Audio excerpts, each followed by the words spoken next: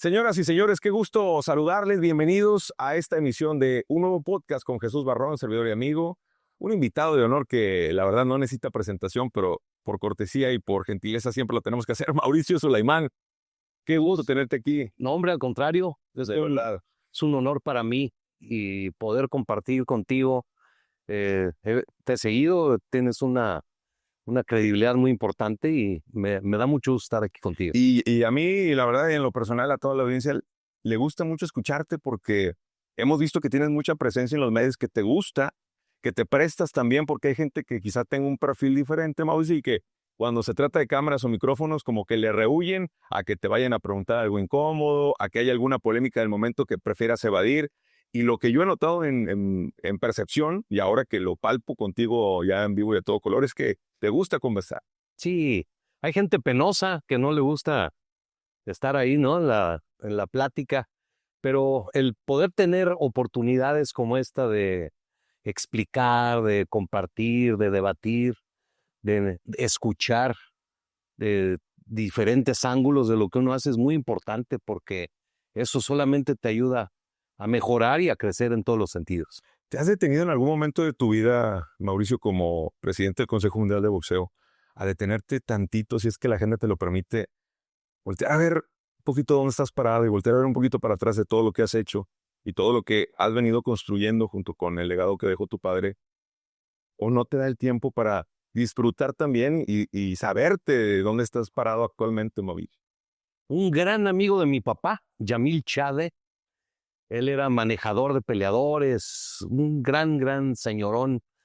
Decía un dicho que él inventó, él lo dijo y es muy cierto. Los años te enseñan lo que los días ignoran. Tú pasas día tras día haciendo lo que sea que estás haciendo y no lo valoras, no te das cuenta. Y de repente ya la acumulación de semanas, meses, años, volteas y dices, caray, ¿a qué hora pasó todo esto? O hace 3 años hubo este problema y se resolvió así, o hubo este gran evento y fue así. Y es muy común, es difícil parar y analizar y ver. Estamos acostumbrados a una dinámica tan eh, demandante de atender muchos temas a la vez, muchos problemas y al que sigue. No hay que voltear para atrás. Solamente es importante hacer eh, reuniones con tu equipo de evaluación, de planeación, y ahí sí es cuando analizas lo que ha pasado. Pero con miras al futuro. Con miras al futuro. Ver qué sigue, cómo mejorar, qué se necesita hacer, pero la dinámica es muy complicado y sí uno lo debería de hacer mucho más.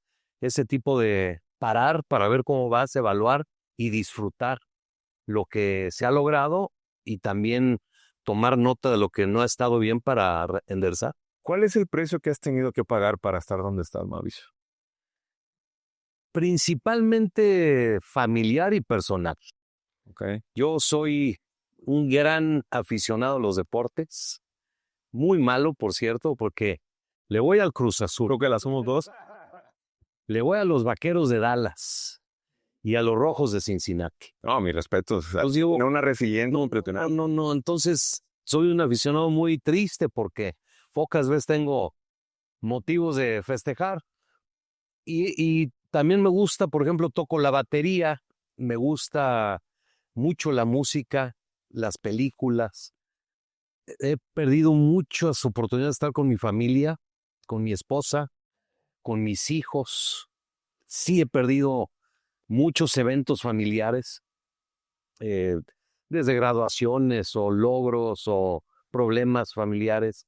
Ese es el principal, que sí lamento, pero pues es una por otra. ¿Ya te lo imaginabas o lo visualizabas? Porque me imagino te tocó también con tu padre ya comandando el Consejo Mundial de Boxeo desde el 75, ¿no? Aproximadamente 40 años que estuvo en ese trono.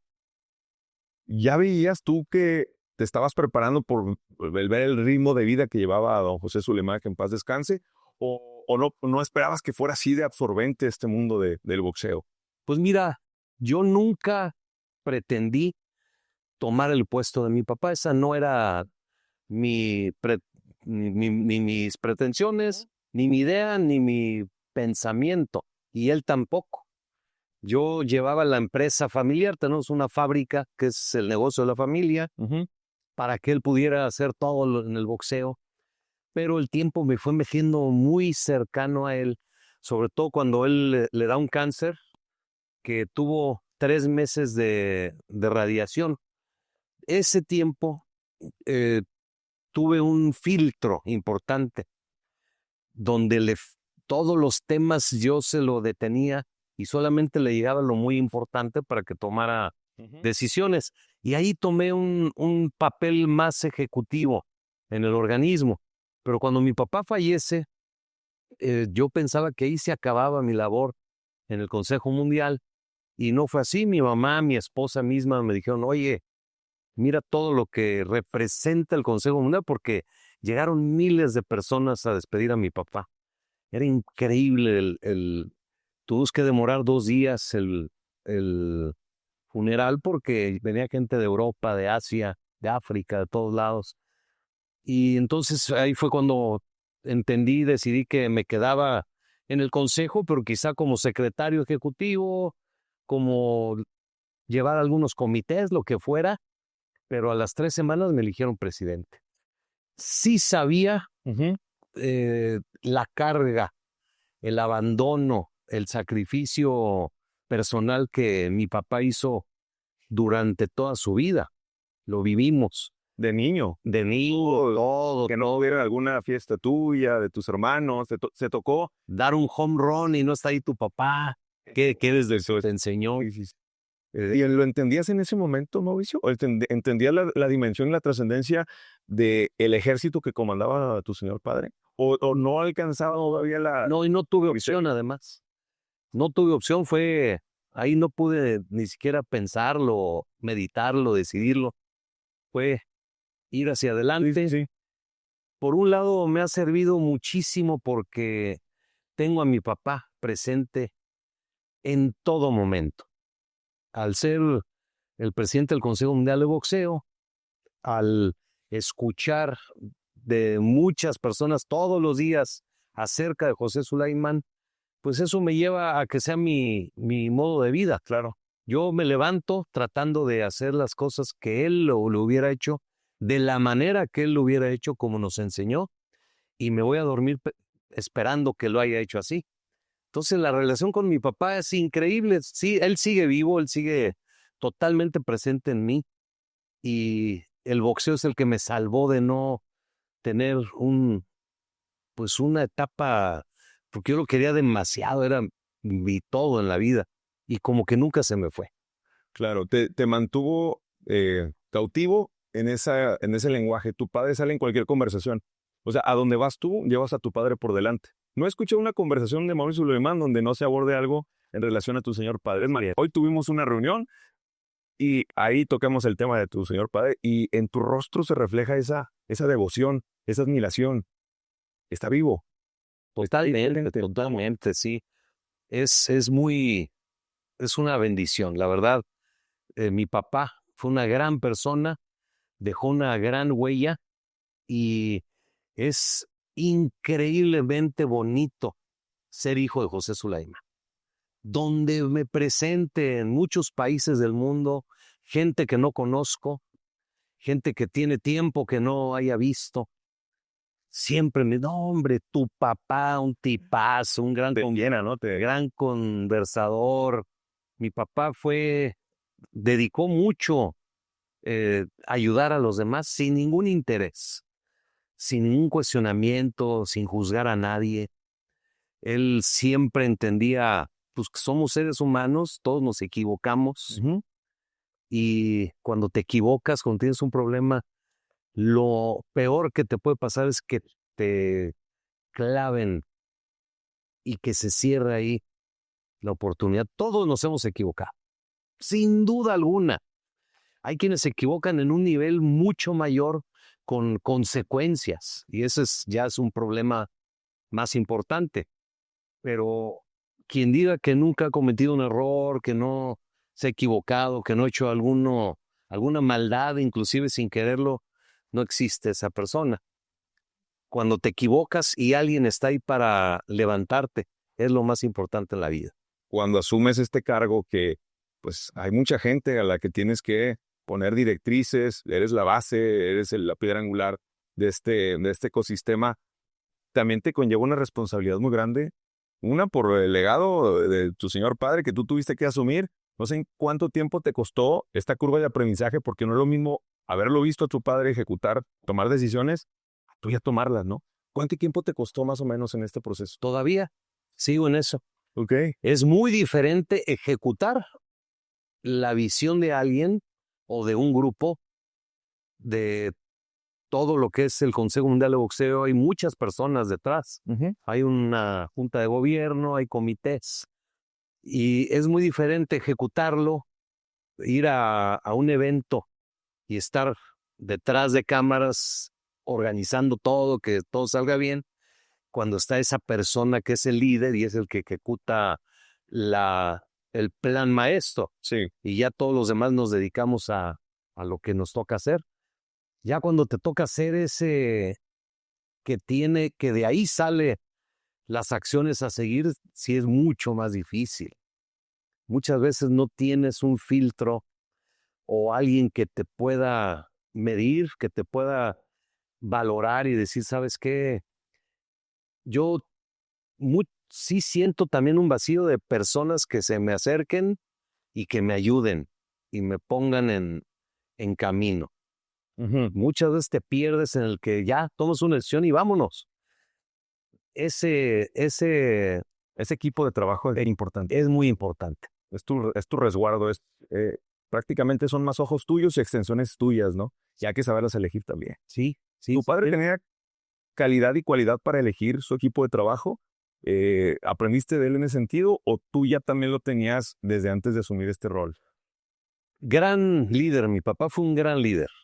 Cuando tú tienes un equipo de trabajo, puedes lograr lo que tu visión, tus planes, pero hay que ejecutar y llevarlo a cabo. Él fue un gran líder, siempre fue quien llevó a un organismo que se manejara como una empresa, con diferentes departamentos, diferentes comités, dándole el valor y la decisión a quien lo tuviera que tomar. Siempre me enseñó, es mejor que alguien se equivoque haciendo a tener a alguien ahí que no hace nada, que no toma decisiones, no tiene iniciativa. Entonces hay que darle el poder a las personas para que actúen y hacer esa retroalimentación constante para ir midiendo. Pero si no tienes un equipo de trabajo comprometido con tus mismos valores, tus mismos principios, es mucho más difícil poder tener éxito. Siempre practicaste deporte. O sea, traías tu padre que practicó el boxeo amateur, pero tú, ¿cuál fue el deporte que te atrapó para estar activo, hacer ejercicio, meterte? ¿Practicaste el boxeo o cuál es el deporte que tú más jugaste y que más te apasionaba? El béisbol. Okay. Desde que tengo uso de razón, jugué béisbol y también me gustaba mucho el fútbol, ser portero, con Miguel Marín, porterazo, el Superman Marín. El Superman Marín. Sí boxeé, entrené, más que nada, y boxeábamos todos los viernes ahí entre los amigos de la escuela, los amigos de mis hermanos, inclusive terrible, ¿no? Porque mi papá llegaba de peleas de Mohamed Ali, de Foreman, de Sugar Ray Leonard, así, con los guantes de las peleas. Y nosotros llegábamos, los agarrábamos y con esos nos dábamos. Entre los amigos, quién sabe dónde cada uno. ¿Y te magia o no? Vecina. Imagínate los guantes que usó Mohamed Ali. No. Pero nosotros los usamos nada más para jugar, para boxear ahí. Era habitual, ¿no? Como que normalizaste que tu padre tuviera esas experiencias que la dicha de la vida le dio. Y en tu sentido de conocer el deporte, practicarlo, también te daba esa seguridad para tomar un rol donde deportistas, como los boxeadores, dependen de tus decisiones también para su cuidado personal, para su integridad, para su estabilidad también. No todo depende de una persona, pero sí un consejo. que vea también por los intereses y por la salud e integridad del deportista, ¿no? Hay que conocer el deporte per se. Mira, el béisbol es un gran deporte. Ujú. Yo le debo todo al béisbol. Desde que 3, 4 años empecé a jugar béisbol, ligas pequeñas, y ahí aprendes todo lo que un deporte te forma como ser humano. Ujú. Compañerismo, saber enfrentar una derrota, un fracaso, La tolerancia y la frustración a la tolerancia, frustración, el jugar con el fair play, todo eso te va de alguna manera construyendo una manera de ser. Uno de mis peores momentos en mi vida fue en el béisbol. Fui a jugar, tuve la gran oportunidad de representar a México en Panamá, un mundial a los 12 años. Era un equipazo. Íbamos de la Ciudad de México 3 peloteros, muchos de Tijuana, de Mexicali, del norte. Era un gran equipo. Y quedamos cuarto lugar, pero mi papá llegó a verme. ¿De qué jugabas, Mauricio? ¿Cuál era tu posición? En este mundial, primera base, Primera base. porque todas las demás posiciones estaban. Había un tercera base, Lagüina, Lozano, un peloterazo, un shortstop buenísimo. Yo también pichaba, pero pues, te digo, era un equipazo. Entonces, primera base, mi papá fue a Panamá durante el mundial. Entonces me fue a ver en un juego, me fue muy bien. Conecté hasta un home run, doble, muy bien. Ujú. Al siguiente juego, Costa Rica, también muy bien. Y al que seguía, contra Panamá, el local, Ujú. en el estadio. Llega mi papá, llegó Roberto Durán, otros boxeadores, ahí estaban ahí todos con mi papá. La gran expectativa. Y empieza el juego y banca. Y sigue el juego y sigue el juego. Ganamos 6-0 el partido, cómodamente. Siempre fuimos arriba. Y ni siquiera me metió el manager pues a batear, ¿no? De designar. Ahí de un bateador emergente, Ujú. ya acabando el juego. Y yo volteaba a ver a mi papá y lo veía ahí. Pues yo me sentía con una terrible vergüenza. A los 12 años, o sea, A los 12 años. Acaba el juego, ganamos, eliminamos a Panamá, el local, pasamos a las semifinales. Entonces, cuando voy a ver ya a mi papá, yo llevaba una vergüenza terrible. Y mi papá llegó con esa gran sonrisa a abrazarme. ¡Felicidades! ¡Ganamos! Y pasamos a las semifinales. Eso me enseñó mucho, mucho, mucho. Aunque lo sufrí por no haber participado en el juego, Ujú. el haber tenido a un papá que me viera y me volteara, porque lo normal es que hubiera llegado a reclamar al entrenador, ¿no? O a tirarle a la situación. No, hombre, como si no hubiera pasado nada, como si yo hubiera sido el que dio el home run Con la misma efusividad que si tú hubieras sido el MVP del juego. Así es. Eso me enseñó mucho, mucho, mucho en el trato humano hacia los demás. ¿Y en ese momento así lo entendiste? ¿O al tiempo ya No, al fuiste- tiempo ya fui a en analizar. ese momento no te quitó ese sabor amargo de no haber jugado? No, hombre, yo estaba deshecho. No sé ni qué le contesté, pero a través del tiempo he analizado ese episodio de mi vida y lo entiendo así, lo veo, fue una gran enseñanza. Ya, ¿y hubo algún motivo por el cual no te haya puesto en la actividad del manager? No sé. Ese manager fue duro conmigo. Me puso un apodo horrible que no puedo decir por vergüenza. Y fue duro conmigo. No, yo creo que no le caía muy bien o simplemente no era yo el mejor del equipo, eso estoy seguro, Ujú. pero no era como para estar en la banca siempre. Y cuando me metió, demostré y me fue muy bien en 2 partidos. Raro. Fíjate, estaba recordando, hace poco salió en redes sociales la jugada de el out 29 que no se marcó a Galarraga en el juego perfecto, 2010. Una de las mayores injusticias que se recuerden en el deporte, porque El por una umpire, ¿no? el El umpire. el de primera base termina marcando que era safe. Y era claramente la jugada donde Cabrera tira primera, el pitcher vaga la raga y hace el out, con el cual se marcaba el juego perfecto. Y yo me meto a ver comentarios y digo, caramba, o sea, si yo hubiera sido él, me hubiera sentido derrotado, me hubiera sentido abatido más que él, porque pues lanzar un juego perfecto es una de las hazañas más grandes del deporte. Son pocos contados, ¿no? En la historia de quienes lo han logrado. Y lo que estaba haciendo era, pues te estropearon involuntariamente o como haya sido, tu juego perfecto para quedar inmortalizado. Y paradójicamente, Mauricio, es de el juego no perfecto, que casi fue perfecto, del que más se habla.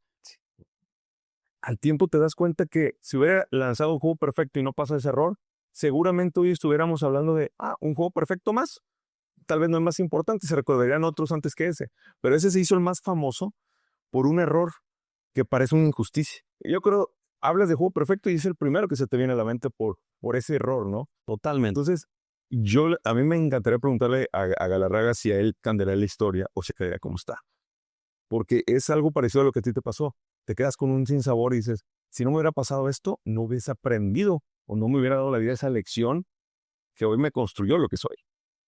Fíjate que hay una gran pequeña línea que existe entre la realidad, lo que sucede y lo que pudo haber sido para el recuerdo de las personas. Todos los que estamos en deporte nos encantan las estadísticas, los récords, comparar, ver, decir, pero el deporte es tan cambiante que perderte en esos récords o en esos asteriscos que de vez en cuando se ponen es una pérdida de tiempo. Ayer estaba platicando con unos amigos. ¿Sabes cuántos equipos van a jugar el Mundial del próximo año? 42. 48. 48 era de 32 equipos, sí. De 32 a 48. ¿Sabes cuántos equipos jugaron México 86? Eran menos 16. 24. Es correcto. Y México 70, 16 equipos. Sí. Entonces, tú juegas un mundial con 16 equipos y eres campeón mundial. Y ahora vamos a tener un mundial con 48 selecciones nacionales. Y es el mundial. Entonces, en el boxeo se critica mucho de que hay muchos cinturones y que no sabe quién es el campeón. Bueno, es lo que toca el día de hoy. Así más boxeadores pueden ganar dinero, puede haber peleas de campeonato mundial en diferentes países, se puede ir construyendo una industria mayor de un deporte. Fútbol americano, ahora ya son 17 juegos de temporada. Sí. Subieron un juego más. En fin, cada deporte se va ajustando. ¿Y cómo puedes comparar, por ejemplo, la estadística? ¿Has visto la regla del americano?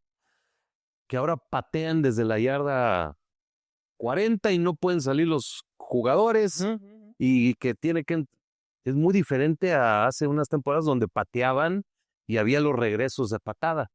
Todas esas estadísticas de regreso de patada, de lo del overtime, que ahora anteriormente con un gol de campo se acababa el juego, ahora tienes la oportunidad de que los dos tengan ofensiva. Claro. Entonces, si te clavas en la estadística, en cómo eran las cosas, no puedes comparar nunca una etapa, una era, una época de ningún deporte.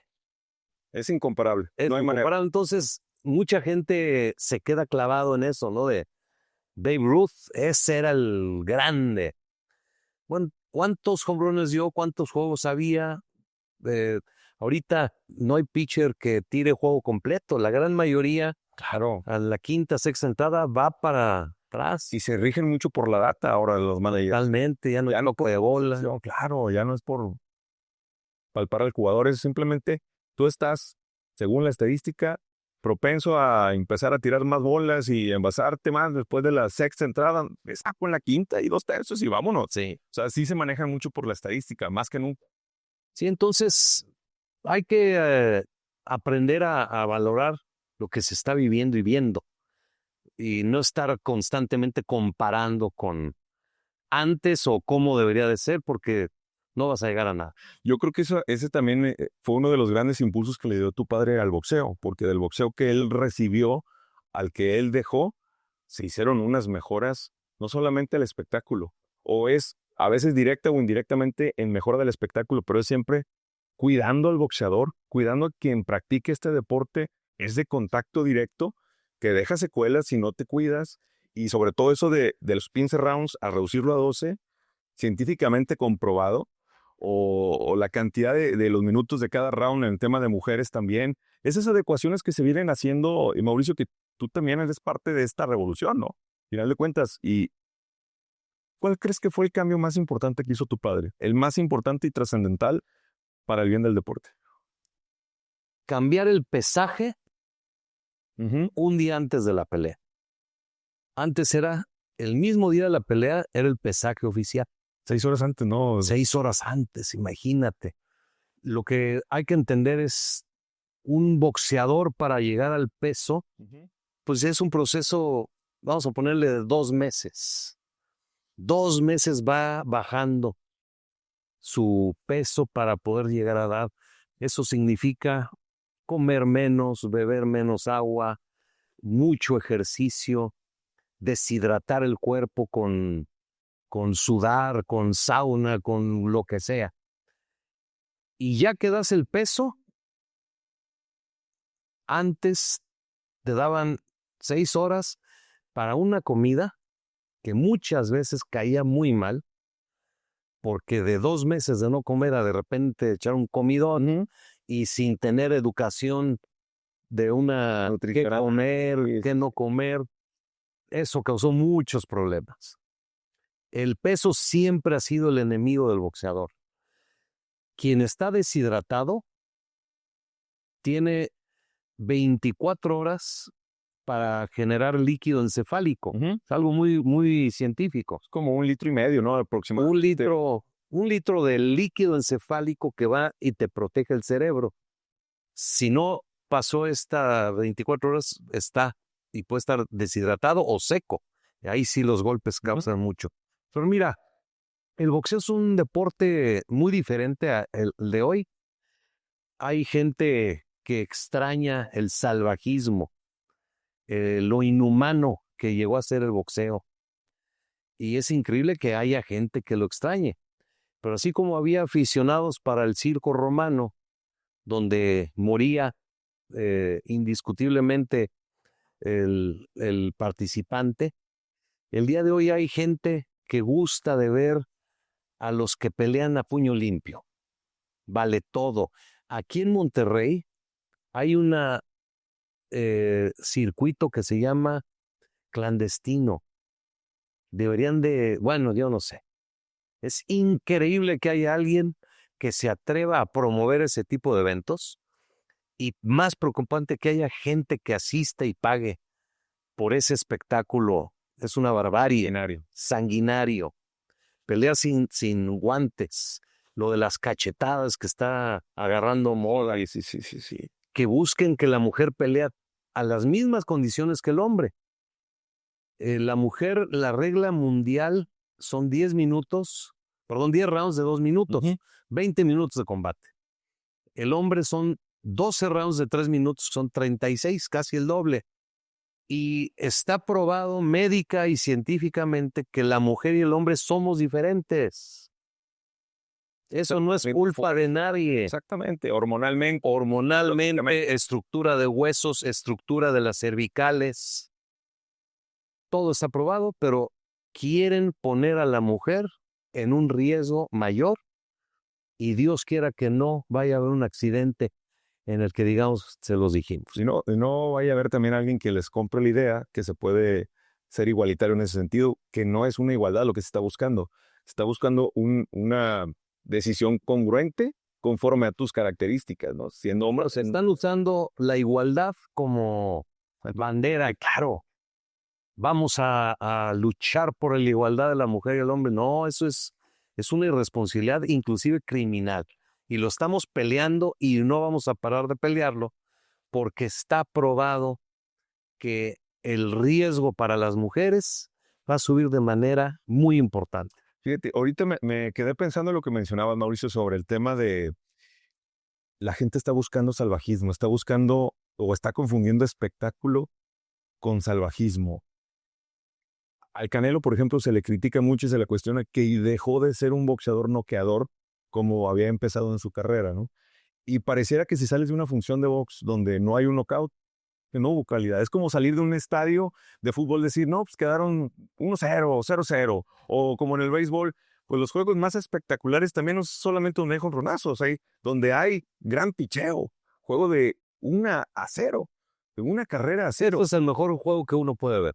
Totalmente. Quiere decir, Pero mira, yo una vez estuve con David Faitelson, que es pues muy vocal, ha sido un gran enemigo de Saúl el Canelo Álvarez. Estuve en una entrevista con David, estábamos platicando y es lo que me dice, no, es que el Canelo tiene no sé cuántas peleas de no noquear y tirándole al Canelo. Le digo, mira David, ¿qué pasaría si México gana el Mundial y gana 1-0 en el partido más aburrido de la historia del fútbol? con un autogol. Con un autogol o con un error del árbitro de un penal, de que nos dio un penal que no era.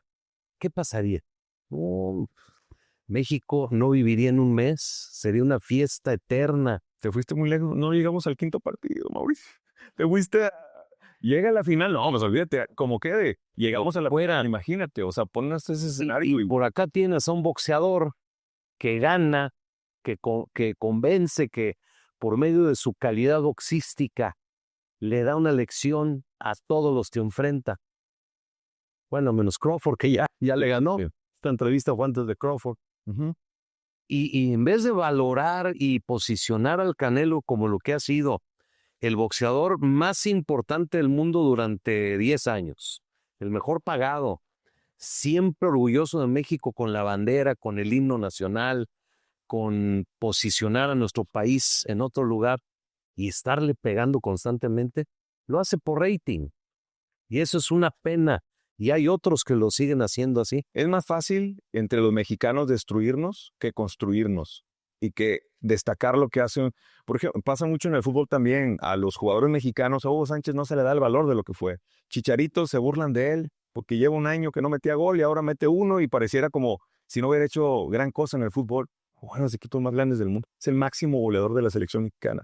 Con Saúl pasa lo mismo. Hay un hate, no sé si por envidia, no sé si porque hay alguna manera como que de quererte proyectar en algo que tú no puedes hacer, pero Saúl no solamente genera triunfos como boxeador, es un tipo que cualquier cosa que toca le va bien, de varias industrias y facetas que él en una sola persona hace lo que quizá otros 5 personas no pudieran hacer juntas, ¿no? Se nota así. Sí, pues mira, lo que pasa es que vivimos en la era de redes sociales. Aquí estamos en un podcast. La gente te valúa conforme a tu número de seguidores y número de likes. Si no tienes redes sociales, no vales. Es increíble cómo son las redes sociales. La gran mayoría sigue y lo que prende y se hace viral normalmente es algo negativo. Sí. Un escándalo, un golpe muy fuerte, Un video morboso, un accidente, un morbo, una grosería. Cuando tú muy rara vez algo positivo se hace viral. Nosotros hacemos mucha labor social. Tenemos programas de responsabilidad social, es ir a hospitales con niños, a escuelas, pláticas de concientización, cárceles, muchas cosas hacemos.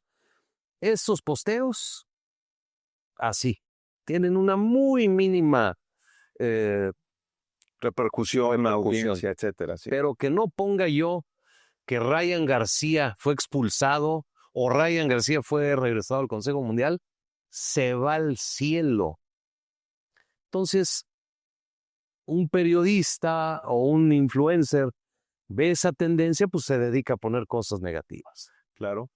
Lo veo también desde el punto de vista de lo que tú generas como boxeador. O sea, el Canelo genera no solamente para su bolsa, o la bolsa que compite, por la que compite, sino todo lo que le deja también al evento. El rating, O sea, es un 360, es un boxeador 360. Totalmente. Yo ya no sé quién necesita más a quién, que el boxeo a Saúl o Saúl al boxeo. Pareciera que por temas de necesidades económicas está completamente asegurada su fortuna. Y eso creo que es también lo que a muchos boxeadores que no generaron, pero que tenían mucho talento, les genera alguna reacción como de, es que no es tan bueno. Y esos comentarios, Mauricio, dicen que una mentira repetida 1000 veces se convierte en verdad. Dicho por aquí, Sí. Joseph Goebbels. Sí, Y es era que así pasa. y es lo que sucede. Pero también si tú ves la tendencia en las redes sociales, tú ves 100 comentarios, dices, no, este es el mundo entero que piensa eso. Y no es así. Es percepción. Normalmente el que tiene gusto sobre algo, quizá le da like, pero no comenta. Los comentarios normalmente son negativos y para incitar la violencia y la cadena de cuestiones negativas. Pero es otro tema. El manejo de redes es muy importante porque el atleta necesita tener redes sociales. Sí, Y son ventanas. hay que ayudarlos, hay que enseñarlos, hay que encaminarlos, pero sí es difícil. ¿Qué viene después de esta pelea de Canelo? ¿Cómo visualizas el futuro del boxeo en un eventual retiro de Saúl de los cuadriláteros? ¿Y hasta qué punto, Mauricio, hay que trabajar en encontrar a ese imán de atracción que te genera también más audiencia a este deporte que necesita seguir creciendo como lo viene haciendo? Está viviendo una época de oro el boxeo. Resurgió, ¿verdad? Después de un tiempo donde parecía que cada vez gente menos se metía o surgía un evento mixto como las artes marciales, tipo UFC. Ahora quieren recargarse en el boxeo también. ¿Qué hay que hacer, Mauricio? ¿Cuál es tu plan? Mira, el boxeo es un gran deporte que siempre va a ser México un referente. Ahorita estamos viviendo la etapa final de Saúl Canelo Álvarez. Ya. 2 peleas, 3, 4, lo que vaya a hacer. Dios quiera que se retire a tiempo, que se retire sin necesidad de regresar a hacer peleas, como la gran mayoría de los boxeadores legendarios. Mohamed Ali, Sugar Ray Leonard, Durán, Chávez, Holyfield, Tyson.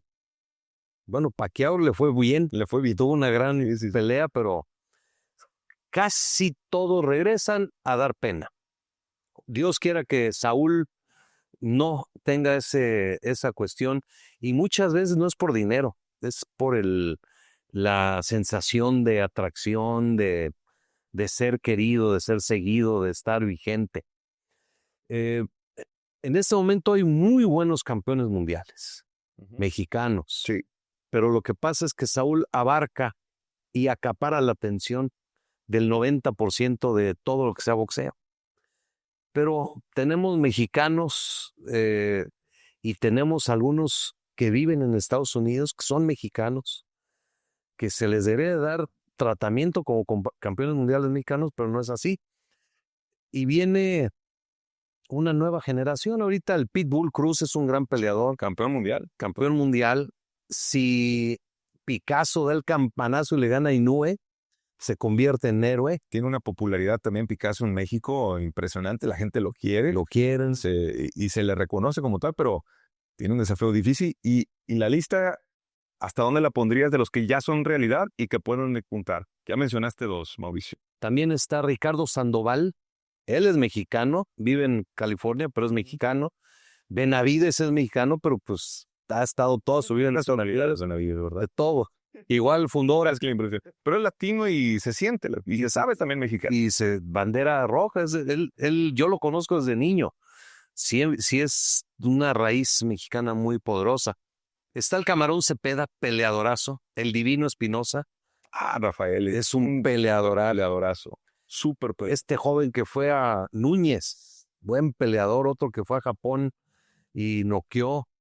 Hay mucho peleador y peleadoras también. Navarrete también. El vaquero Navarrete ahora va a pelear con Espinosa. Sí. Va a ser un peleón ese. Sí. Entonces, sí hay mucho producto, pero pareciese que, y hay que entenderlo también, o sea, son boxeadores legendarios, como no va a haber otro Julio César Chávez, no va a haber otro Canelo, o tú crees que sí y no es tan como lo estoy expresando. Quizá me equivoque. No va a haber. O sea, otro Chávez, Canelo, lo ha superado en algunas cosas, pero no es Chávez. Y Canelo es su propio Canelo. Otro Canelo lleva 15 años de campeón mundial. 21 campeones mundiales ha derrotado. 21 campeones mundiales. Todos los récords que uno le puede poner. Es una carrera maravillosa. Dime la verdad, Mauricio, tú cuando conociste al Canelo, cuando empezaste, no sé si te tocó verlo antes de que fuera despegar a la fama y fuera profesional, si te tocó verlo en su carrera amateur, ¿tú visualizabas que iba a tener estos alcances o la mitad de lo que ha logrado en el boxeo y lo que el boxeo iba a ganar con el Canelo también? Mi papá sí. Tu padre sí, apostó por él. Sí, mi papá lo vio y fue públicamente un gran promotor del Canelo. Hay varias entrevistas ahí donde dice, él es el futuro del boxeo mexicano y mundial. Mi papá lo defendió mucho, porque cuando ya tomó notoriedad, fue una combinación de que Televisa hizo una gran labor para posicionarlo como una... Es como la nueva cara. La nueva cara, no solamente con una novia famosa, etcétera, y lo boxístico. Y mi papá lo defendió, luego le quisieron hacer un par ahí de trampas y mi papá lo defendió siempre. Y él sí dijo que Canelo era la próxima gran figura del boxeo. Antes de que fuera de Golden Boy. ¿Esto o ya estaba con Golden Boy? Yo creo que desde antes. Desde antes, ¿verdad? Desde antes, porque él peleó, hizo muchas peleas antes de ser campeón mundial. Título mundial juvenil, título plata, título internacional del Consejo, de la NABF. Hizo muchas. Todo ese recorrido mi papá ya lo vio bien y dijo, este sí va en serio. Sí, se adelantó mucho a sus tiempos. Casi todas las personas que hacen algo trascendental en la vida se dice que están adelantados a su época. Canelo hizo del boxeo lo que yo creo que ningún otro boxeador, ni oyéndonos al pasado que tú bien dijiste no se puede comparar, pero lo que Canelo logró para que alguien salga a decir, no ha dejado un legado, pues escuchar una leyenda también del boxeo mexicano decir, ¿cuál legado ha hecho el Canelo? Me parece que vive en otro mundo, en otra dimensión, no palpa lo que ha logrado, no solamente en campeonatos, hablamos de lo que le ha traído al deporte del boxeo, la popularidad. Sí, sí, que es triste porque, y más cuando viene de otro boxeador, habla de un resentimiento, de una envidia. Lo voy a decir, Juan Manuel Márquez, yo cuando lo escuché me fui para atrás, Mons, casi como tú. Sí. Y me parece que tú sabes lo que significa el esfuerzo de prepararte para una pelea, enfrentarte a los mejores. Te tocó también perder contra los mejores, pero siempre arriesgándote a subir en cierta categoría, en cierta división. ¿Cuántos boxeadores no tienen esa capacidad de subir de peso o de bajar de peso para buscar esa trascendencia? Y Canelo lo hizo, arriesgándose a perder contra Bivol. Canelo tuvo su primer gran descalabro buscando vencer a Mayweather. Claro. Y eso nadie lo... En vez de entenderlo así, la gente dice, no, hombre, Mayweather le dio un baile, le dio una paliza. En vez de decir, un joven de 21 años se empecinó en pelear con el mejor del mundo. Sabiendo que su carrera, por ese roto, se podía haber venido solamente por su mentalidad fuerte y el equipo de Eddie Reynoso y Chepo Reynoso. Lo arroparon, se regresaron al gimnasio y aprendieron de ahí. Todo fue un aprendizaje y lo pudo haber ahí terminado la carrera del Canelo. No, fue que en ese momento que ya estaban las redes sociales, yo me acuerdo que se hizo viral muchos temas de que el Canelo le dio un golpe y Mayweather le dice, estoy acá. Sí, que le pegó a las cuerdas. Pegó a las cuerdas. Que se te puede venir una vorágine de opiniones donde te mentalizan a ti de que no estás para esto, no eres tan bueno como decían que eras. Es que me gusta mucho del Canelo, es un joven altruista. Él da mucho dinero para ayudar a los demás. Y pocas veces lo publicita. Él no es de tomarse la foto dando un cheque o una aportación. Yo le he llamado, oye, fíjate que hay un niño en Querétaro. Ha ido a verlo. Muchas acciones humanistas. Por eso yo lo respeto. Hemos tenido nuestros problemas.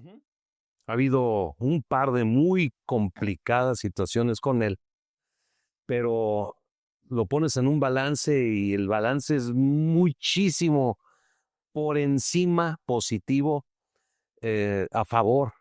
Y es alguien que está dejando una marca importante y va a seguir. Él es un exitoso. Y esa bandera del altruismo tampoco sirve que él la exponga o la saque a ondear porque no va a ser bien visto. No, pareciera que cualquier cosa que hace siempre tiene una manera la gente de... Ahorita, el día de hoy, el Canelo y el Consejo Mundial de Boxeo le damos de comer a 100 niños en India, todos los días. Nos buscó un programa de un embajador de India y todos los días nos mandan la justificación de eso. Y hacemos muchas cosas en México y cuando hay boxeadores con problemas se les ayuda y se les encamina a una solución y una nueva vida. Pero todo eso es en silencio, porque si no, si andas presumiendo lo que haces, se pierde mucho el motivo. Después de lo que pasó con el Canelo en la pelea contra Crawford, ¿te sentiste tú que, primero, mencionaste que el presidente de la UFC quería como que tomar el protagonismo? A final de cuentas, tú bien sabes que es tu deporte, es el evento, el evento prime. ¿Crees que se quieren colgar del boxeo, Mauricio? Sí, absolutamente. Para llegar a esta pelea que llenó el estadio de los Raiders, Sí. es un gran evento, fue una carrera boxística paralela del Canelo y de Crawford, con mucho sacrificio y apoyo de Bob Arum en Top Rank, de Golden Boy, de los promotores de uno y de otro, de las televisoras, de los aficionados. Qué fácil es llegar a promover esa pelea. Tú la pudiste haber promovido, aquí llenamos, sin hacer nada, se llena y es un gran éxito. Y ese evento yo lo tengo en el olvido, fue una de las peores experiencias de mi vida. La UFC con Dana White quieren entrar al boxeo y se les asignó para ser promotores de esa pelea. Y lo que hicieron, en mi opinión, fue un grave error, que fue pelear contra todos los que estamos en el boxeo. A la prensa de boxeo los mandaron al cielo. La prensa de la UFC, ahí estaban en ringside. A los organismos, Consejo Mundial, Asociación, Organización y Federación, nos trataron de la peor manera que te puedas imaginar. No nos dieron gafete, no teníamos acceso al vestidor y no nos querían dejar subir al ring, no teníamos acceso a la zona técnica. Entramos con boleto como si fuéramos a hijo de vecino. Toda la organización y para el Canelo fue una calvaria. No hubo himno, le quitaron la televisión para México, le limitaron gafetes, credenciales, boletos, accesos. Lo hicieron perder la cabeza y sentirse totalmente fuera de su zona de confort. Canelo no estuvo arriba del ring. Entonces, fue una gran pelea, ganó Crawford indudablemente, pero la promoción fue lo peor que he visto en mi vida, con acciones bajas en todos los sentidos y hay memoria. Fíjate qué retroalimentación estás haciendo, un recuento muy enfático. Pareciera que si lo dice alguien más sonaría una excusa para tratar de amortiguar la derrota del Canelo. Pero cuando te van quitando esas, como se dice en el fútbol, es un arbitraje fino. Te empiezan a marcar los saques de banda que son a favor, te los empiezan a marcar en contra. Un tiro de esquina no te lo dan, empieza una desesperación. Al Canelo todas estas cuestiones que son parte de su atmósfera con ese protocolo para salir al ring, te lo quitan. Y el deporte es emoción, Mauricio. Tú lo sabes mejor que nadie. ¿Eso le afectó al Canelo? 100%. ¿Ya lo veías venir o empezó ahí? No, le afectó desde la pelea previa. En Arabia. Lo llevan a pelear a Arabia. Él está ya 3 semanas antes para aclimatarse. Es muy difícil pelear en Arabia Saudita por el horario, en todo. 6 de la mañana de nosotros. Sí, pero todo empieza ya a las 7, 8 de la noche. Entonces las conferencias de prensa que normalmente son a las 10, 11 de la mañana, eran a las 9 de la noche. El pesaje, 10 de la noche. Todo, y acaba a las 4 o 5 de la mañana. Es por el calor. Es una manera de vivir totalmente diferente. Entonces tú te despiertas y estás como en un limbo. Aunque vayas a entrenar o él se dormía durante el día para acostumbrarse a pelear en la noche. Llegamos, una conferencia de prensa desangelada, un pesaje desangelado, llegas a la arena, no hay el ambiente en el que él ha vivido en los últimos 15 años, han sido llenos totales. Y con inmuebles importantes. Inmuebles importantes con una gran porra apoyándolo. Callados todos. Todos callados. La arena con lugares vacíos de a $20. Sí, ¿no? Simplemente porque no promovieron allá. Y luego un boxeador que no quiso boxear.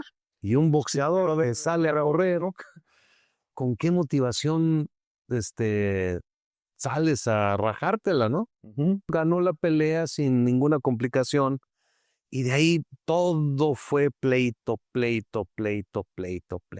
No son pretextos. Crawford le ganó, fue superior, pero no fue la noche del Canelo tampoco. ¿Consideras tú que falló en la estrategia el Canelo pensando y sabiendo que Crawford es uno de los mejores del mundo también? O sea, Crawford tenía muchos argumentos para ganar la pelea. No estaba tan fácil para el Canelo. ¿Qué crees que le falló al Canelo que si pudiera regresar el tiempo, ejecutaría para no perder con Crawford como sucedió? Tirar más golpes. Para ganar un round necesitas conectar. Claro. Necesitas tirar golpes. Para conectar necesitas tirar. Yo siento que no fue una pelea óptima. Y también Crawford fue muy inteligente, hizo una gran pelea, entonces no puedes juzgar. Pero si hubiera un concepto en específico, tirar más golpes. Más combinaciones también, ¿no? Porque sí, era un golpe y muy aislados. Tirar más golpes. Yo creo que dentro de todas las adecuaciones que tú has visto en el boxeo, el cuidado también de evitar que los boxeadores tengan conmociones, que salgan muy tocados de alguna pelea, es importantísimo eso también, Mauricio.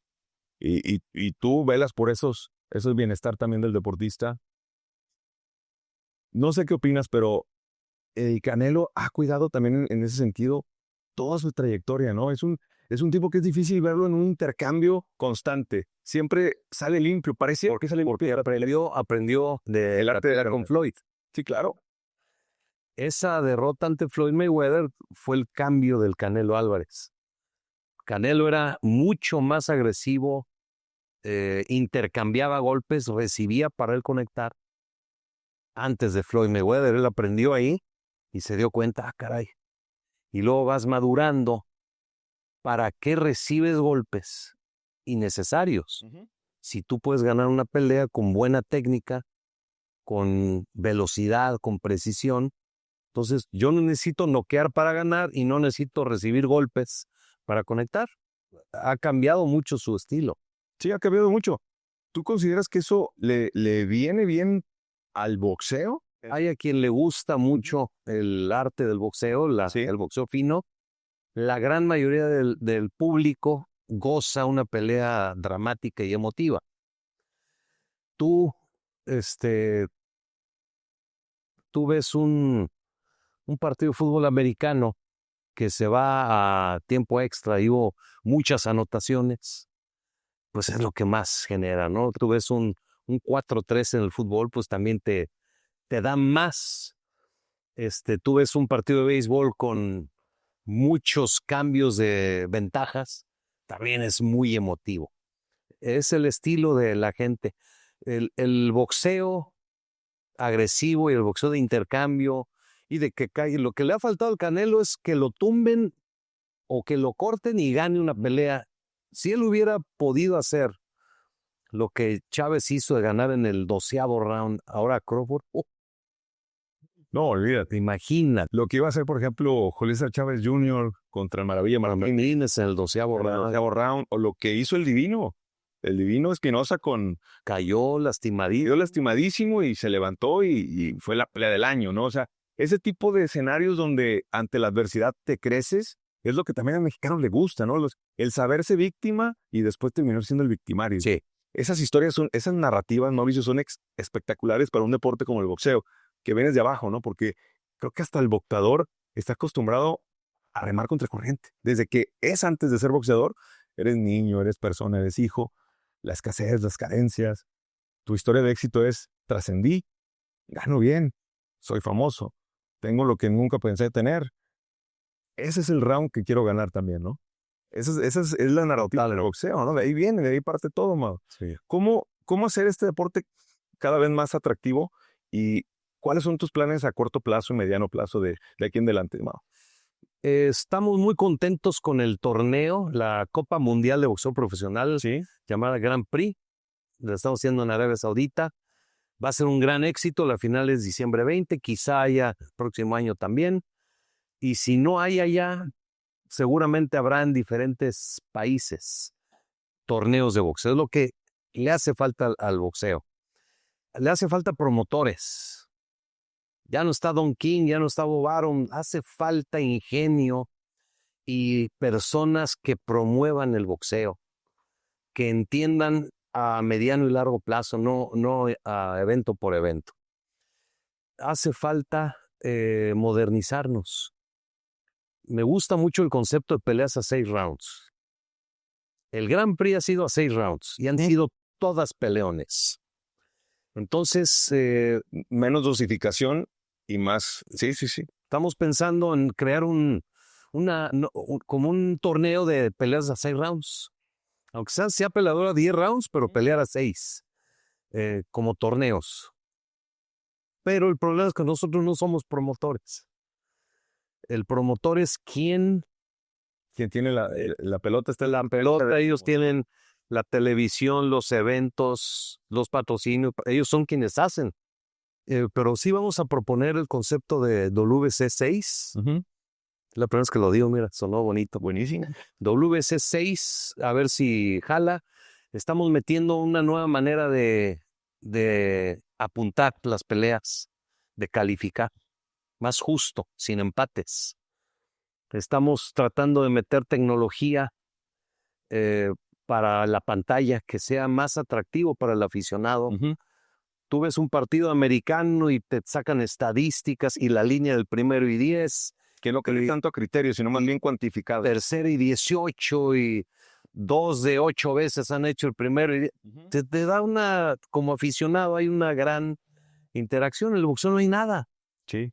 No hay nada de interacción para el aficionado. Y es necesario, pues, buscar cómo llegarle a los jóvenes, porque el aficionado al boxeo es de una edad media hacia arriba. Es que está muy interesante lo que mencionas, porque creo que el boxeo, ha habido veces donde ves una opinión de un juez que califica 120 a 108 y el otro estaba cerradísimo. Y dices, a ver, estos dieron dos peleas completamente diferentes. Sí. Y la percepción también entre la afición y los que van a las peleas de boxes, no, pues ganó Pedro, no, ganó Juan. Y hay una disparidad de opiniones tan opuestas, ¿no? Que con este tipo de acercamiento a la estadística queda menos el margen.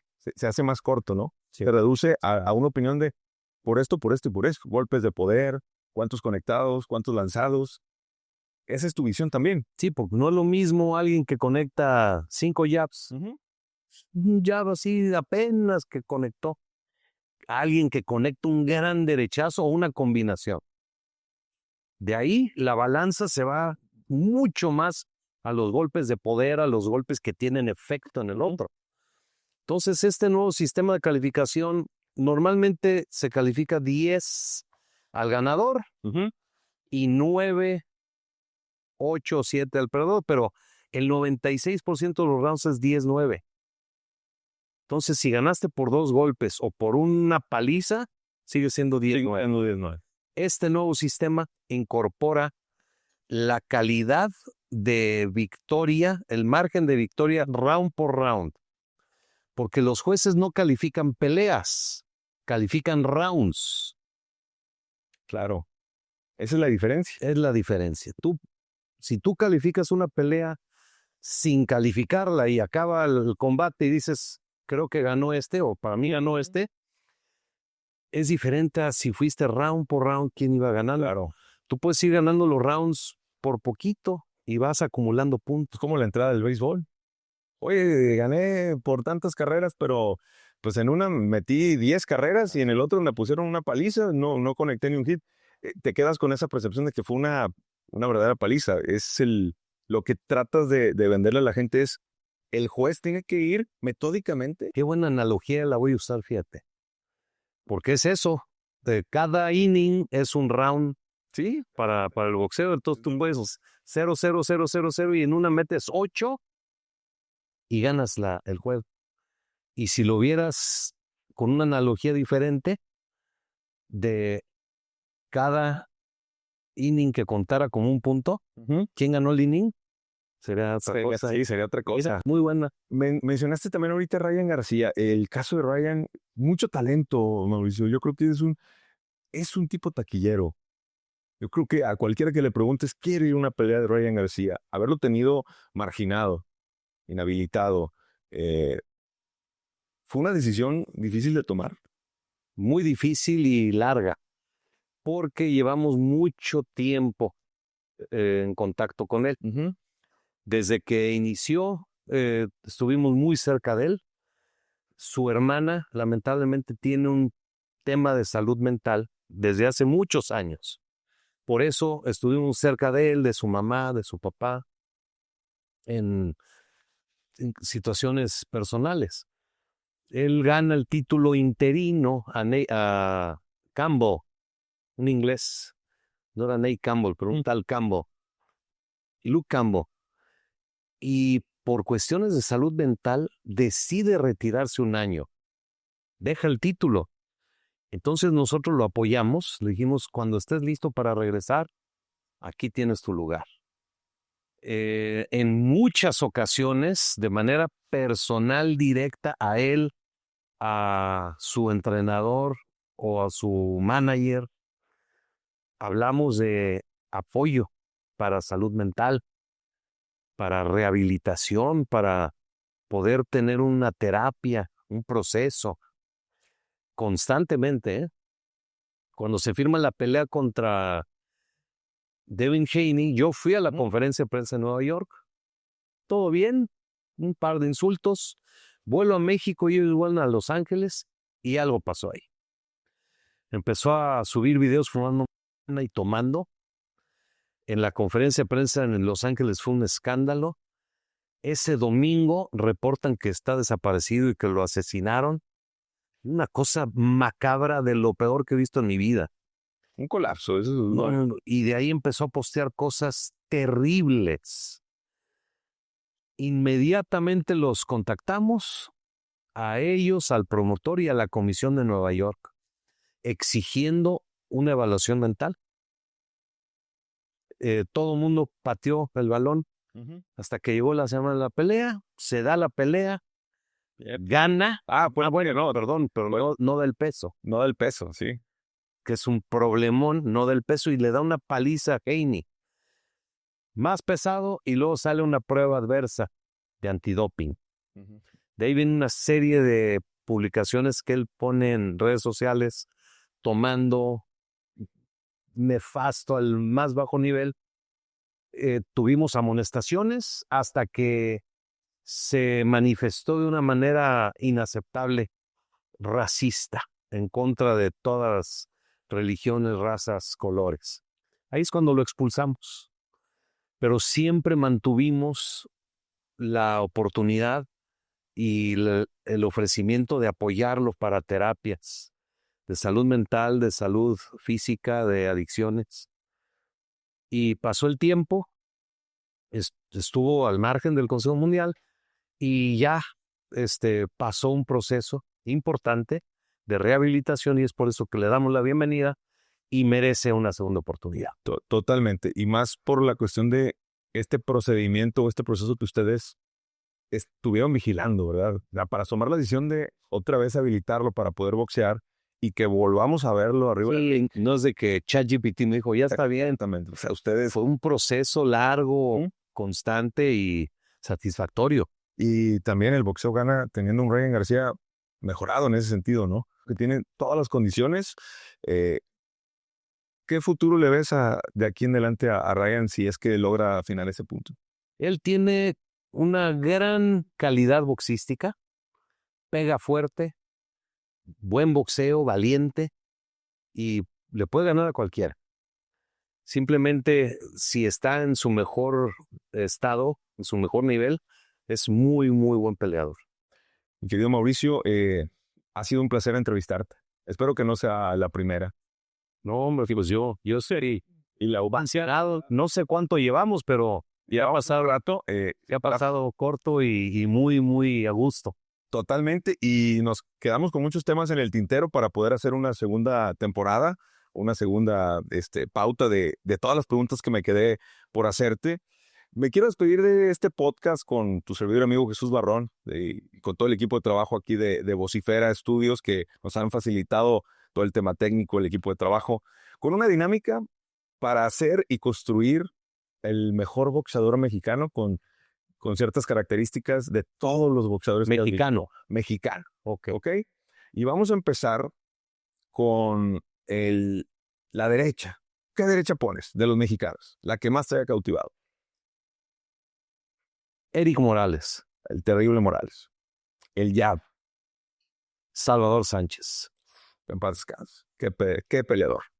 Me he visto imágenes, videos. Te tocó verlo Sí, claro. muchas veces. No, una vez nada más. ¿Una vez lo viste? El instinto, salvajismo y el hambre de ganar en el ring. Julio César Chávez. El juego de piernas. Ricardo Finito López. La defensa. La defensa, Miguel Canto. Se puede repetir, ¿eh? Se puede repetir si por ahí, si es este trae de a 2 o de a 3. Miguel, lo ves con Miguel Canto fue el maestro de la defensa. el mejor contragolpista o contraataque. Está entre... Me gusta mucho. Fíjate, Juan Manuel Márquez era un gran contragolpista. Lo pondría mal. Lo pondrías a Márquez. El corazón de El corazón. Daniel Zaragoza. Daniel Zaragoza. El mejor knockout mexicano de todos los tiempos. Chávez a Meldrick Taylor.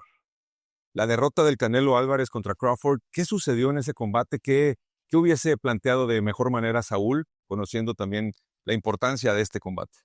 El pelear con Crawford en la revancha quizá es el camino más adecuado para su legado, porque él no estuvo ese 13 de septiembre arriba del ring. Fue una pelea muy complicada, la perdió, Crawford fue superior, pero no fue la mejor versión de Saúl en todos los sentidos y él se merece demostrar lo que tiene. Pero si no pelea con Crawford más, tiene muchas opciones.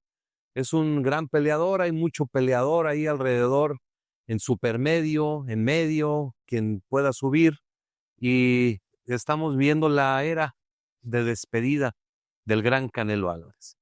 Sobre el futuro inmediato de Saúl, ¿lo ves boxeando cuántos años más? ¿Cuál crees que será el próximo desafío de uno de los mejores boxeadores mexicanos de todos los tiempos? Él puede haber Canelo para rato, no es lo óptimo. Quizá 2 años más o 2 peleas más, uno nunca sabe. Lo único que sí quisiera es que él se retire en el momento adecuado y que no regrese, que no se repita la historia de Mohamed Ali, de Chávez, de Durán, de Tyson, que lamentablemente regresan a dar pena. Después de su grandeza, regresar a verlos disminuidos es algo que no quisiera ver en el Canelo. ¿El combate contra David Benavides está descartado? ¿Consideras que pudiera haber una posibilidad en el calendario del Canelo o ya es algo remoto? Benavides tiene una pelea muy importante, 22 de noviembre, contra Anthony Yarde, allá en Arabia Saudita. De ahí se abre un abanico de oportunidades. Pelear contra Bivol, que Bivol le dio la vuelta, dejó el título para no pelear con él. Pelear con Beterbiev, que también es un peleadorazo. Y también hay una serie de combinaciones ahí que se pueden dar hasta en peso crucero. Pero yo siento que una pelea con el Canelo siempre va a ser muy atractiva. La diferencia física entre ambos es notoria y yo no sé si algún día se vaya a dar. De que el público la quiere ver, de que hay un gran morbo y un gran pique entre ellos, sí lo existe, pero en mi opinión personal están ya no en un camino paralelo para llegar a un enfrentamiento. ¿Cuál es tu opinión sobre la incursión de los youtubers, influencers en el mundo del boxeo? ¿Pareciese más un teatro o estás a favor de que haya este tipo de aparadores en relación al boxeo? No estoy en contra porque traen mucho beneficio al boxeo. Cada pelea de Jake Paul, hay una serie de peleas en su cartelera donde muchos peleadores ganan muy buen dinero, ganan notoriedad y además traen millones de aficionados hacia el deporte. Pero sí estoy en total desacuerdo de algunas cosas que hace, contra quién pelea, cómo pelea, qué es lo que se hace y qué señal se le da hacia el mundo. El boxeo es un deporte de contacto, un deporte serio, un deporte que merece todo el respeto. Yo a los Paul los respeto mucho porque sé que entrenan mucho. Lo que él debería hacer es definirse si él quiere ser un boxeador con miras a ser campeón mundial. Se tendría que dedicar a pelear contra boxeadores de peso crucero, peso Bridger y buscar ser campeón mundial. ¿Qué mexicanos destacas que pudieran tomar la estafeta, la referencia de adquirir el valor que pudiera dejar vacante Saúl El Canelo Álvarez? Estamos pasando por un gran momento en el boxeo mexicano, considerando que la gran mayoría de la atención está hacia Canelo, pero también está ahí el Pitbull Cruz, está David Picasso, está el Divino Espinosa y una serie de boxeadores que lamentablemente están categorizados como norteamericanos cuando son más mexicanos. Virgil Ortiz, Ricardo Sandoval, Fundora y Benavides, por mencionar algunos, pero también está el Camarón Cepeda, está Navarrete, está Carlos Cuadras y el Gallo Estrada. Hay Rey Vargas, que es campeón en receso. Hay mucho talento, mucho nivel. Y en las mujeres hay grandes historias, grandes peleadoras. Estamos pasando por un gran momento del boxeo mexicano. Sobre el combate del Rey Picasso contra Inoue, ¿qué desafío y cuál será la estrategia que pudiera dar la campanada mundial para que un mexicano logre este título mundial ante uno de los mejores del mundo, libra por libra, y sobre todo en un escenario algo extraño como Arabia Saudita en Riyadh? Pues Rey David Picasso es uno de las grandes realidades del boxeo mexicano. Si logra vencer a Inoue en Arabia Saudita va a ser una de las grandes sorpresas de la historia y uno de los momentos más importantes del boxeo mexicano. Él no tiene opción. Es donde le van a pagar la mejor bolsa de su carrera. Es donde se hace una función espectacular. México contra Japón, 27 de diciembre, Riyadh, Arabia Saudita, y una cartelera entre mexicanos contra japoneses. Va a ser un espectáculo. No hay más que decir. Querido Mauricio, ha sido un honor tenerte. Igualmente, muchas gracias. Te agradezco esta gran oportunidad y lo disfruté mucho. Y ojalá me vuelvas a considerar. Por supuesto, siempre estarás considerado. Esta es tu casa y acá tienes un buen amigo, que también le gusta el boxeo, no solamente el fútbol. Nos vemos pronto. Hecho, gracias.